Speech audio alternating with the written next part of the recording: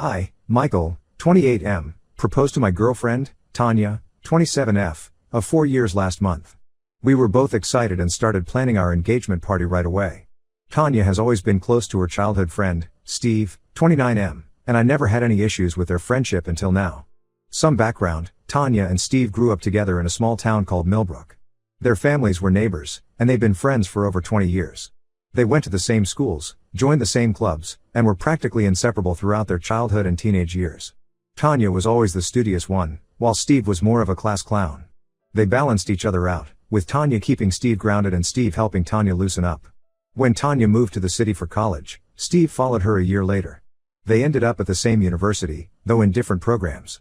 Tanya studied business, while Steve pursued a degree in graphic design. Even in college, they remained close, often studying together and hanging out in the same friend groups. I met Tanya at work 5 years ago. We both started as interns at a marketing firm and hit it off immediately. We bonded over our shared love for indie films and obscure 80s bands. Our first date was at a small, quirky cinema that was showing a Wes Anderson reviewing. I remember being nervous, but Tanya's easy laughter and genuine interest in my thoughts made me feel comfortable right away. Tanya introduced me to Steve early in our relationship, and while I found him a bit clingy, I didn't think much of it at first. Steve was always around, joining us for movie nights, dinner parties, and even tagging along on what I thought were date nights. I tried to be understanding, knowing how long they'd been friends. Over the years, I noticed that Steve always seemed to be around whenever Tanya and I had a disagreement. He'd show up at her place with ice cream and movies, or take her out for drinks to cheer her up. I brought this up with Tanya once, but she assured me that Steve was just being a good friend and that I had nothing to worry about. One particular incident stands out in my memory. About 2 years into our relationship, Tanya and I had a big fight about our future. I wanted to move in together, but Tanya was hesitant, saying she wasn't ready for that level of commitment. We both said things we regretted, and Tanya stormed out of my apartment. The next day, I found out that she had spent the night at Steve's place. When I confronted her about it, she said Steve had just been comforting her as a friend. I tried to believe her, but it planted a seed of doubt in my mind. Despite these occasional hiccups, our relationship grew stronger. We supported each other through career changes, family issues, and personal growth. Tanya was there for me when my dad had a health scare last year, and I stood by her when she decided to quit her corporate job to start her own business. Through it all, Steve remained a constant presence in our lives. When I decided to propose, I spent months planning the perfect moment. I knew Tanya loved the ocean, so I arranged a weekend getaway to a beautiful coastal town. I proposed at sunset on a secluded beach, and Tanya's tearful yes made me the happiest man alive. We celebrated with champagne and called our families to share the news. Tanya insisted on calling Steve right after her parents, which I found a bit odd, but I was too elated to dwell on it. As we started planning our engagement party, Tanya was adamant about having it at a specific venue, a rustic barn on the outskirts of the city. It turned out that this was where she, Steve, and their high school friends used to hang out during summers. I would have preferred something more modern, but I wanted Tanya to be happy, so I agreed. The day of the engagement party arrived, and everything seemed perfect at first. The barn was beautifully decorated with fairy lights and wildflowers. Our families and friends mingled, sharing stories and congratulating us. Tanya looked radiant in a pale blue dress, her engagement ring sparkling as she gestured animatedly while talking to guests. Steve arrived late, already tipsy, and immediately started making snide comments about our relationship. He kept bringing up embarrassing stories about Tanya from their childhood and college days, which made her visibly uncomfortable. He told everyone about the time Tanya got so drunk at a college party that she tried to climb a tree and fell face first into a bush. He also mentioned how Tanya used to have a crush on their high school English teacher, making her blush furiously. As the night went on, Steve got drunker and louder. He started telling everyone how he and Tanya were soulmates and how they had a pact to marry each other if they were both single by 30. Tanya tried to laugh it off, but I could see she was getting annoyed. He then proceeded to show everyone old photos of him and Tanya that he had on his phone, including some from spring break trips that Tanya seemed embarrassed about. The final straw came when Steve decided to make a toast. He stood up, swaying slightly, and said, "To Tanya and Michael. May their marriage last as long as it takes for Tanya to realize she's meant to be with me." There was an awkward silence, and then Steve stumbled and knocked over the cake table, ruining the cake and shattering glasses everywhere. I was furious. I asked Steve to leave, but he refused, saying he had every right to be there as Tanya's best friend. Tanya's brother, Tom, and my best friend, Dave, had to physically remove him from the party. As they were dragging him out, Steve shouted, "Tanya, remember our promise. It's not too late." The rest of the night was tense, and many guests left early. Tanya's parents looked uncomfortable, and my mom kept shooting me concerned glances. Our friends tried to salvage the evening by starting some party games, but the atmosphere remained awkward. After everyone was gone, I tried to talk to Tanya about what happened. To my shock, she defended Steve, saying he was just drunk and didn't mean any harm. She said I was overreacting and that Steve has always been there for her.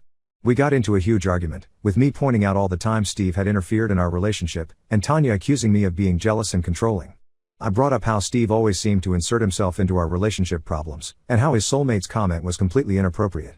Tanya countered by saying that Steve had been going through a tough time lately, having recently broken up with his girlfriend, and that we should be more understanding. The argument ended with Tanya storming out and going to stay with her sister. It's been 3 days, and she's still not home.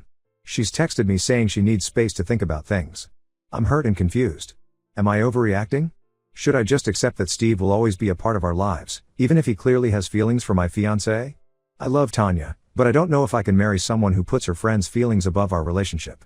I'm considering calling off the engagement, but I'm worried I might be making a hasty decision. The thought of losing Tanya is devastating, but the idea of always being second to Steve is equally painful. I've tried talking to my friends about this, but they're divided. Some think I should give Tanya an ultimatum, while others say I need to be more understanding of her long-standing friendship with Steve. My mom thinks I should call off the engagement, saying that these issues will only get worse after marriage. I'm lost and could really use some outside perspective. How do I handle this situation? Is there any way to salvage my relationship with Tanya while also addressing the Steve problem? Or am I fighting a losing battle? Update 1. It's been a week since my last post, and things have only gotten more complicated. Many of you suggested that I talk to Tanya calmly and express my concerns about Steve. I took your advice and asked Tanya to meet me at a neutral location, a quiet cafe we both like. When we met, Tanya seemed defensive from the start. She was wearing the necklace Steve had given her for her 21st birthday, which I took as a bad sign. I tried to explain how Steve's behavior at the engagement party made me feel, and how his constant presence in our relationship was becoming an issue for me. I told her about how uncomfortable I felt when Steve would show up unannounced at our date nights, or how he always seemed to know about our arguments before I had a chance to tell anyone. I mentioned that while I respected their friendship, I felt that Steve didn't respect our relationship. Tanya listened, but then she dropped a bombshell. She and Steve had kissed once, years ago, before she met me. According to Tanya, it happened during their college days when they were both drunk at a party. She said it meant nothing and they both agreed to forget about it and remain friends.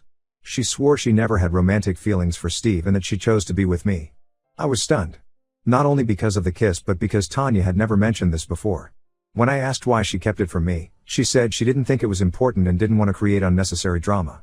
This led to another argument, with me feeling betrayed and Tanya accusing me of making a big deal out of nothing. During our heated discussion, Tanya's phone kept buzzing with messages. I glimpsed Steve's name on the screen several times.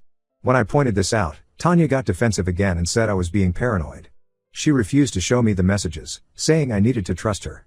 The conversation then took an unexpected turn. Tanya started bringing up times when she felt I had let her down. She mentioned how I missed her art show opening last year because of a work emergency, or how I forgot to call her on her birthday until late in the evening.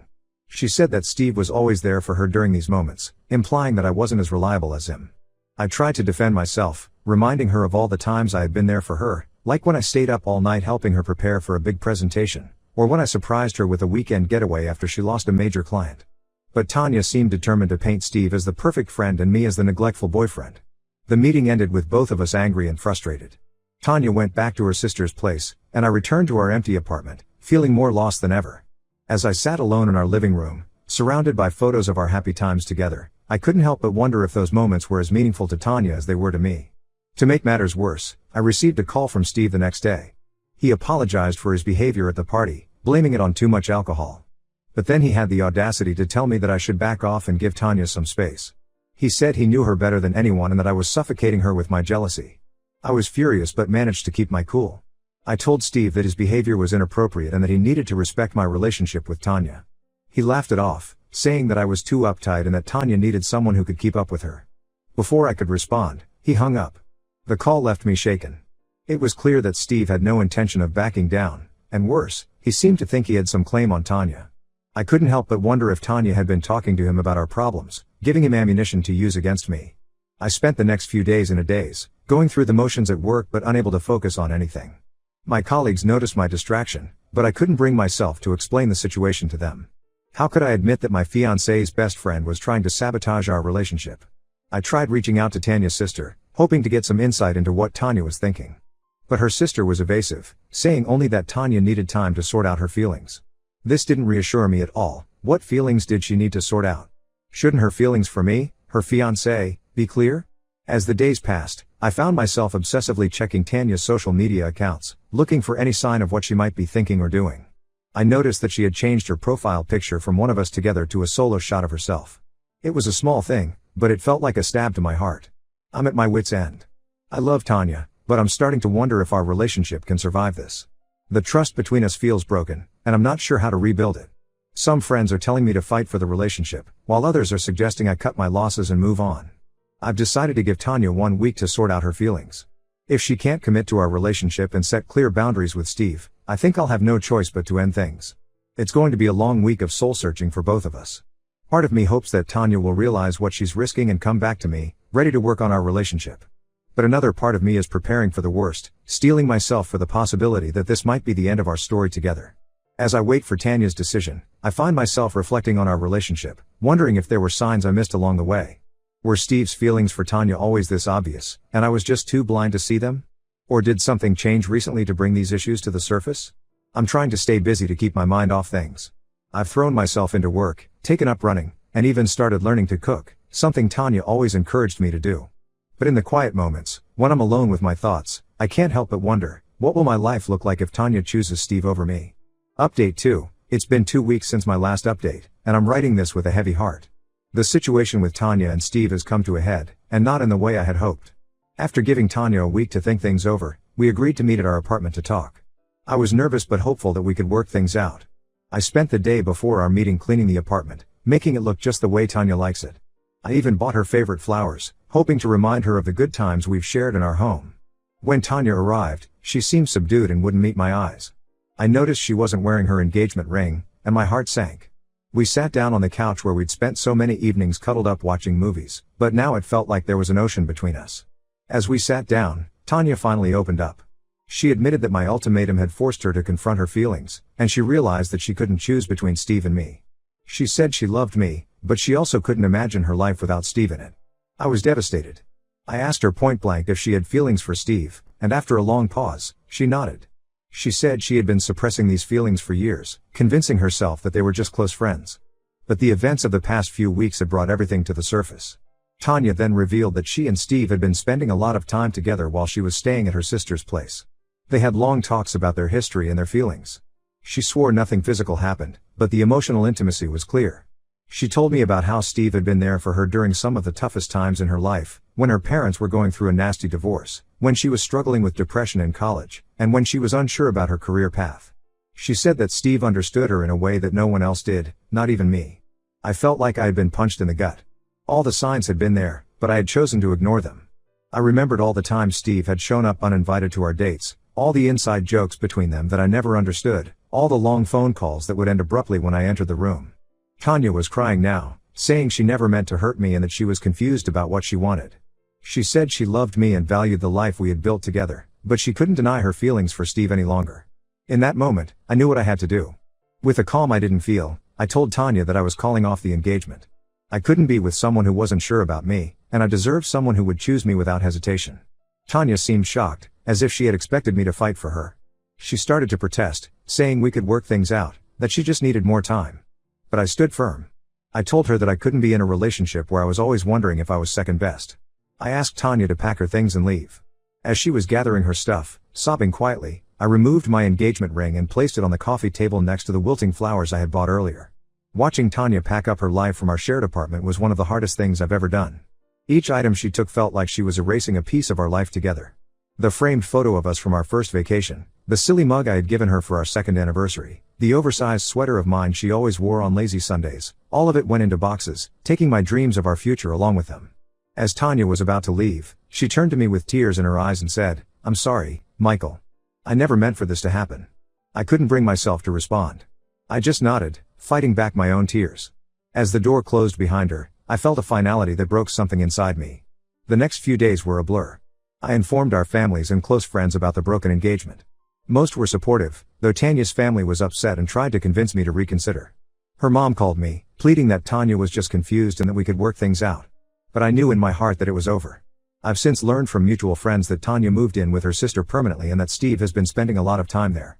It hurts, but it also confirms that I made the right decision. Some friends have told me that they've seen Tanya and Steve together around town, looking very couple-like. Each time I hear something like this, it's like ripping off a bandage that hasn't had time to heal. I'm trying to focus on healing now. I've thrown myself into work, taking on extra projects to keep my mind occupied. I've started hitting the gym regularly to clear my head and work out some of the anger and frustration I'm feeling. It's not easy, but I know I'll get through this. I've also started the process of untangling our lives. Canceling wedding vendors, returning gifts, dividing up our shared possessions, it's all painfully reminiscent of the future we'll never have. But each task completed feels like a small step towards moving on. Thank you all for your support and advice throughout this ordeal.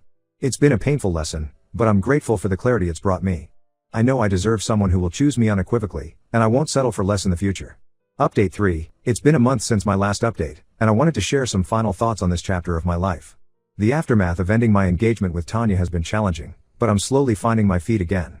I've had moments of doubt and sadness, but overall, I know I made the right choice for myself. A week after Tanya moved out, I received a long email from her. She apologized for hurting me and explained that she and Steve had decided to give a romantic relationship a try. While it stung to read this, I wasn't surprised. She went on to say that she never intended for things to happen this way, but that she and Steve had realized they couldn't deny their feelings anymore. She asked for my forgiveness and said she hoped we could be friends someday. I chose not to respond to the email, maintaining the no contact rule I had set for myself. I've been focusing on rebuilding my life as a single person.